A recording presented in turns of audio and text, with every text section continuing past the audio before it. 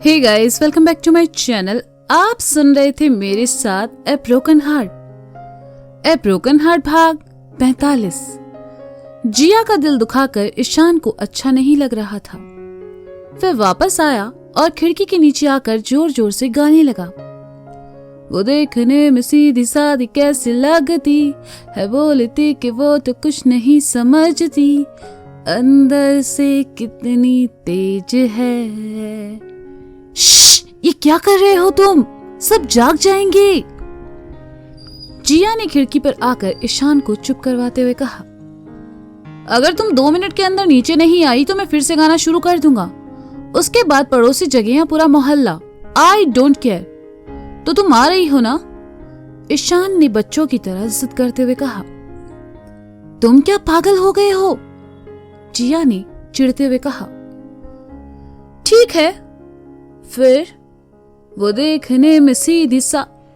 कहते हुए ईशान ने एक बार और जोर से गाना शुरू कर दिया। ए रुको, मैं आती हूं, प्लीज शोर मचाना बंद करो।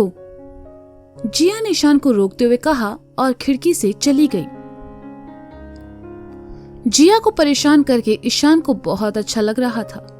वह घर के बाहर पड़ी बेंच पर आ बैठा और जिया का इंतजार करने लगा। कुछ देर बाद जिया आई। ट्राउजर और गर्म स्वेटर में वह छोटी बच्ची लग रही थी। उसे देखते ही ईशान मुस्कुराने लगा। जिया ईशान के पास आई और उसे मारते हुए कहा, तुम बहुत बुरे हो। मुझे बाहर क्यों बुलाया? देखो बाहर कितनी ठंड है। तो एक काम करता हूँ, मैं तुम्हें अपना जैकेट दे देता हूँ, तुम इसे भी पहन लो। कहते हुए ईशान ने जैसे ही जैकेट उतारना चाहा, जिया ने उसे रोकते हुए कहा, नहीं, इसकी जरूरत नहीं है, यहाँ इतनी ठंड भी नहीं है। तुम घर क्यों नहीं गए? मुझे लगा शायद मैंने तुम्हें हर्ट कर दिया, तुम्हें उदास देखा तो अच्छा नहीं लगा, मुझे माफ करना। ईशान ने मासूमियत से कहा। जिया एकटक ईशान के चेहरे को देखने लगी। ईशान उससे कितना भी परेशान करे, लेकिन जिया को उसकी बात का बिल्कुल बुरा नहीं लगता था। और ऐसा क्यों था ये तो आप जानती ही हैं। जिया कुछ देर खामोश रही और फिर कहा, इट्स ओके, मुझे बुरा नहीं लगा। तुम्हें तो मेरी किसी भी बात का बुरा नहीं लगता। कहीं तुम सच में मुझे पसंद तो नहीं करने लगी हो? ईशान ने शरारत से पूछा। जिया ने सुना तो ईशान को फिर मारने लगी। ईशान ने खुद को बचाने के लिए उसके दोनों हाथों को पकड़ा और हंसते हुए कहा, अरे बाबा, मैं बस मजाक कर रहा था। अच्छा, आजकल तुम वो पहले वाली जिया नहीं रही, गुस्से वाली जिया हो गई हो। रिलैक्स। जिया को एहसास हुआ कि वह कुछ ज्यादा ही रिएक्ट कर रही है। क्या गलत कहा ईशान ने? पसंद तो वह उसे करती थी ना, वो भी इतना कि उसके लिए वह कुछ भी करने को तैयार थी। ईशान जिया को लेकर बेंच की तरफ चला आया और उसे वहां बैठाकर खुद भी उसके बगल में बैठ गया और कहा, अच्छा ये बताओ, तुमने खाना खाया? आज का डिनर मैंने लिली आंटी के यहाँ किया। मैं बीमार थी ना, इसलिए उन्होंने मेरे लिए वेजिटेबल सूप बनाया। जिया ने कहा। नाइस, लिली आंटी इतनी भी बुरी नहीं है। ईशान ने कहा। तुम्हें अच्छे लोगों की परख नहीं है, जिया ने ताना मारते हुए कहा। हाँ, सही कहा तुमने, पर जरा सोचो जिया, अगर ऐसा होता तो क्या हम कभी दोस्त बनते? नहीं ना, मुझे अच्छे और बुरे दोनों लोगों की परख है, ईशान ने कहा। अब बताओ, तुम यहाँ क्यों आए थे? मुझसे मिलने तो पक्का नहीं आए होंगे, जरूर कुछ किया होगा तुमने। क्या तुमने फिर से अपनी रिकॉर्डिंग बंद कर दी है, या तुम्हें फिर से मोटिवेशन की जरूरत है? जिया ने एक साथ कई सवाल कर डाले। ऐसा कुछ नहीं है जिया, मैं सच में तुमसे मिलना चाहता था। वैसे मुझे तुम्हें कुछ और भी बताना था, ईशान ने कहा। हाँ बताओ, जिया ने ईशान की तरफ देखकर कहा। ईशान ने एक गहरी सांस ली और कहा, रेडियो कंपनी को मेरे जो वॉइस सैंपल भेजे थे वो सिलेक्ट हो गए हैं, है ना? जिया ने एकदम से अपनी आंखों में चमक भरते हुए कहा। ईशान कुछ देर खामोश रहा और फिर कहा, हाँ, और मुझे 2 दिन के लिए, 2 दिन के बाद बेंगलोर बुलाया है शूट के लिए। जिया ने सुना तो खुशी से चिल्लाई और फिर उछलते हुए कहा, मतलब अब तुम्हारा सपना पूरा हो जाएगा। अब तुम रेडियो पर आओगी और लोग तुम्हें जानने लगेंगे। कितना अच्छा लगेगा जब तो लोग तुम्हारे लिए तालियां बजाएंगे, तुम्हारे साथ सेल्फी लेंगे, तुमसे ऑटोग्राफ मांगेंगे। मुझे तो सोचकर ही इतना अच्छा लग रहा है, जब तुम फेस करोगे तो तुम्हें कितना अच्छा लगेगा। ईशान हैरानी से जिया को देखकर मन ही मन कहने लगा, पागल लड़की मेरे बेंगलोर जाने की बात सुनकर कितनी खुश हो रही है। सच में जिया बहुत अच्छी है और बहुत प्यारी भी। जिया को खुश देखकर ईशान उसके पास आया और कहा, इसके लिए तुम्हारा शुक्रिया। अगर तुम नहीं होती तो मैं ये कभी नहीं कर पाता, इसलिए तुम्हारा शुक्रिया जिया। जिया ने सुना तो ईशान की तरफ देखकर मुस्कुरा दी और उसके हाथों को थामकर कहा, मैंने कुछ खास नहीं किया, तुम टैलेंटेड हो और तुम ये डिजर्व करते हो। जब लोग तुम्हारे लिए तालियां बजाएंगे उनमें सबसे आगे तुम्हें मैं मिलूंगी और मैं सबसे तेज ताली बजाऊंगी। जिया की बात सुनकर ईशान ने आगे बढ़कर उसे गले लगाया और कहा, इस दुनिया में तुम पहली इंसान हो जिया जो मुझ पर इतना भरोसा करती है। तुम हमेशा मेरे साथ रहना, हमेशा। बेचारी जिया ईशान की बात का क्या जवाब देती। ईशान के लिए उसकी भावनाएं अब बदल चुकी थी, इसलिए ईशान ने जैसे ही उसे गले लगाया जिया खामोश हो गई। उसका दिल जोरों से धड़कने लगा और सब उसे ख्वाब सा लग रहा था। ईशान जिया से दूर हटा और कहा, 2 दिन बाद मेरी बेंगलोर के लिए फ्लाइट है, तो क्या तुम मुझे एयरपोर्ट तक छोड़ने आओगी? हाँ क्यों नहीं, मैं तुम्हें गुड लक कहना चाहती हूँ और चाहूंगी कि तुम खूब तरक्की करो। जिया ने खुश होकर कहा, तो क्या इस बात पर कल तुम मेरे साथ नूडल्स खाने चलोगी? देखो प्लीज मना मत करना, प्लीज प्लीज प्लीज। ईशान ने रिक्वेस्ट करते हुए कहा, हाँ ठीक है, मैं कल शाम में तुमसे मिलती हूँ। प्लीज अब तुम यहाँ से जाओ, अगर लिली आंटी ने तुम्हें यहाँ देखा तो बहुत गुस्सा करेंगी। जिया ने ईशान को वहां से भेजते हुए कहा, हाँ तुम कितने सेल्फिश हो, मुझे यहाँ से भगाना चाहती हो। ईशान ने जिया की तरह एक्टिंग करते हुए कहा। जिया ने सुना तो वह ईशान को घूरने लगी। जिया को घूरते पाकर ईशान ने कहा, अच्छा बाबा ठीक है, मैं जाता हूँ, अपना ख्याल रखना, हम कल मिलते हैं। ईशान जिया को बाय बोलकर चला गया। ईशान के जाने के बाद जिया भी अंदर चली आई।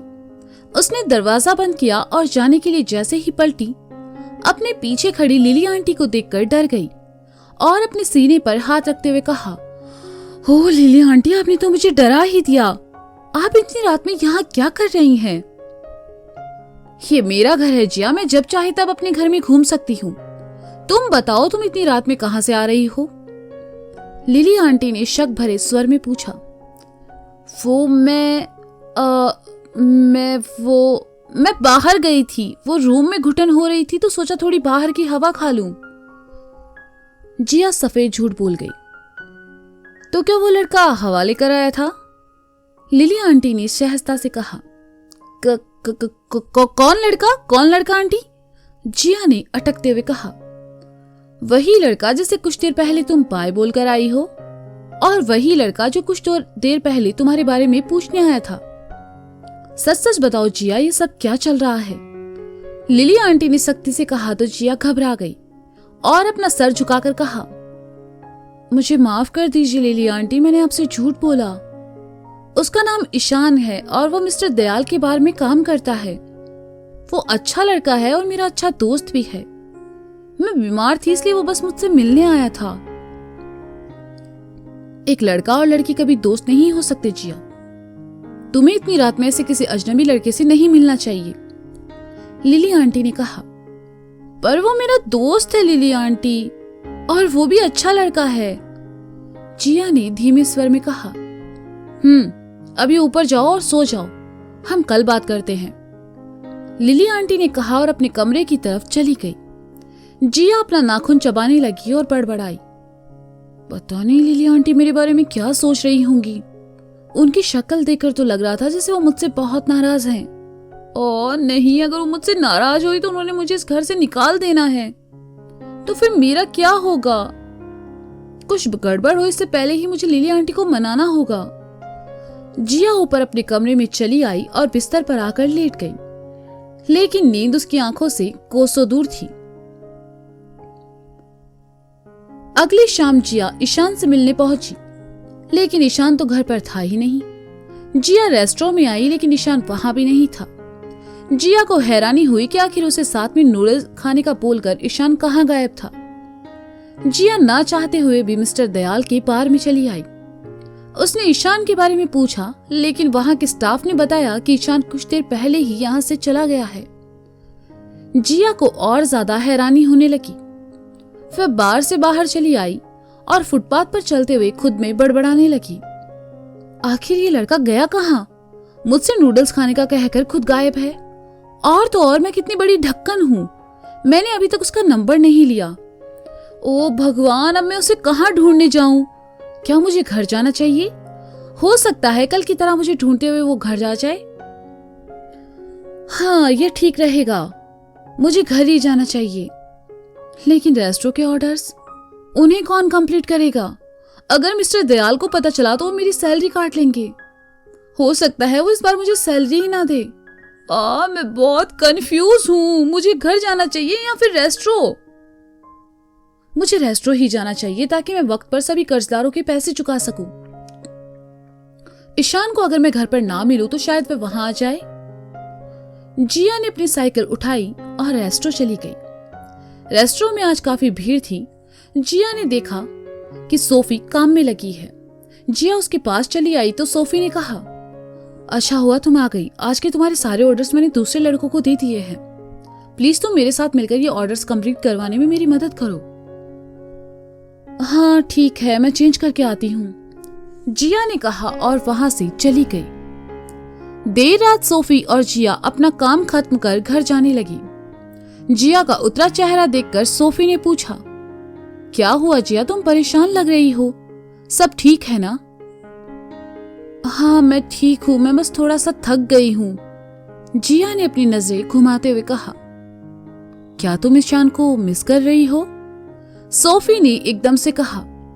सोफी की बात सुनकर जिया ऐसे चौंकी जैसे उसकी चोरी पकड़ी गई हो। वह एकटक सोफी को देखने लगी तो सोफी ने कहा, तुम्हारी आंखों से साफ पता चल रहा है जिया कि तुम ईशान से प्यार करने लगी हो, और ये तुम्हारी आंखों में बेचैनी ईशान से ना मिल पाने की वजह से है। सोफी के मुंह से अपने दिल की बात सुनकर जिया की आंखों में नमी उतर आई।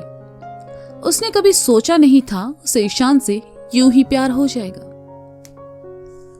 तो दोस्तों ये था ए ब्रोकन हार्ट भाग 45। इसका अगला भाग आप जल्द ही सुनेंगे मेरे साथ। तब तक के लिए शुक्रिया, बाय बाय, अपना ख्याल रखें और हाँ, सुनते रहें ए ब्रोकन हार्ट मेरे साथ। Bye bye.